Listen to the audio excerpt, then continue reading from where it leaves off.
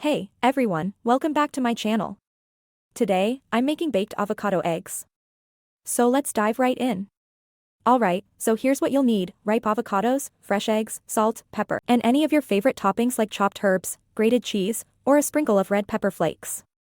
To start, carefully cut the avocados in half and remove the pit. Now, using a spoon, gently scoop out a bit of it from the center to make room for the egg.